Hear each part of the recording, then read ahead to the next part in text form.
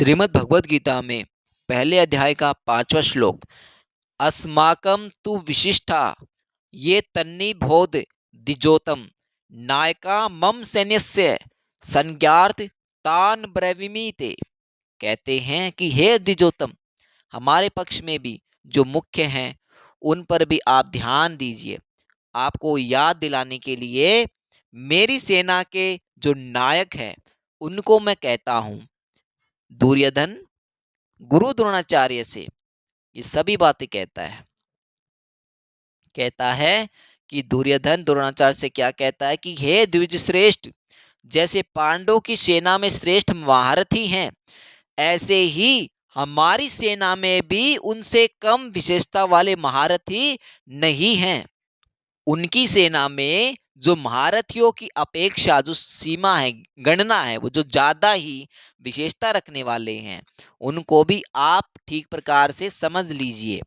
अब कहते हैं पांडवों की सेना तो सामने खड़ी है, पांडवों की सेना तो सामने खड़ी है, परंतु अपनी सेना सामने नहीं है, अर्थात अपनी सेना की तरफ द्रोणाचार्य की पीठ है। इसलिए उसको देखने की बात न कहकर उस पर ध्यान देने के लिए दुर्योधन कहता है और कहता है कि मेरी सेना में जो विशिष्ट विशिष्ट सेनापति है, सेना नायक है, महारथी है, मैं उनके नाम केवल आपको याद दिलाने के लिए, आपकी दृष्टि उधर खींचने के लिए कह रहा हूं कि हमारे बहुत से सेना नायक हैं, उनके नाम मैं कहां तक कहूं। इसलिए मैं उनका केवल संकेत मात्र करता हूं, क्योंकि आप तो सबको जानते ही हैं। क्योंकि दुर्योधन का ऐसा भाव प्रतीत होता है कि हमारा जो पक्ष है किसी भी तरह कमजोर नहीं है हमारा पक्ष, परंतु जो राजनीति के अनुसार शत्रु पक्ष है, चाहे कितना ही कमजोर हो और अपना पक्ष चाहे कितना ही सबल हो, ऐसी अवस्था में भी शत्रु पक्ष को कमजोर नहीं समझना चाहिए और अपने में उपेक्षा, उदासीनता आदि की भावना किंच मात्र भी नहीं आने देनी चाहिए।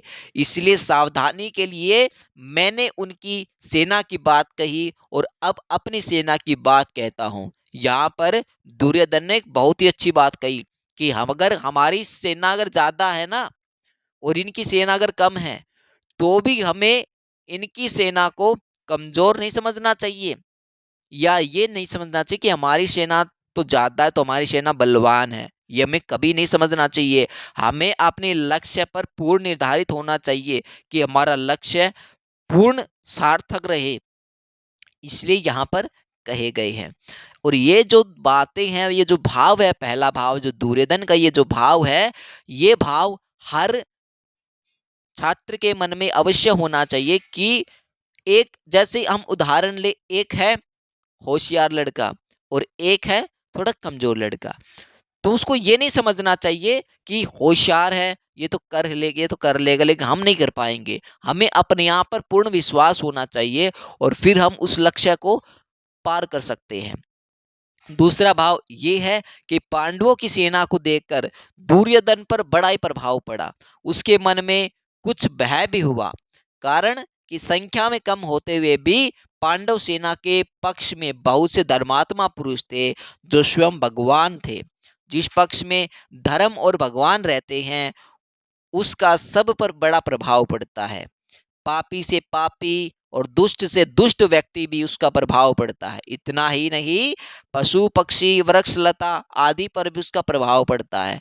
कारण यही है कि धर्म और भगवान नित्य हैं। कितनी ही ऊंची से ऊंची भौतिक शक्तियां ही क्यों ना हो, वे सभी अनित्य हैं। इसलिए दुर्योधन पांडव सेना का बड़ा ही असर पड़ा, परंतु उसके जो भीतर और भौतिक बल का विश्वास मुख्य होने से वह द्रोणाचार्य को विश्वास दिलाने के लिए कहता है कि हमारे पक्ष में जितनी विशेषता है उतनी पांडवों की सेना में नहीं है और हम उन पर सहज ही विजय कर सकते हैं।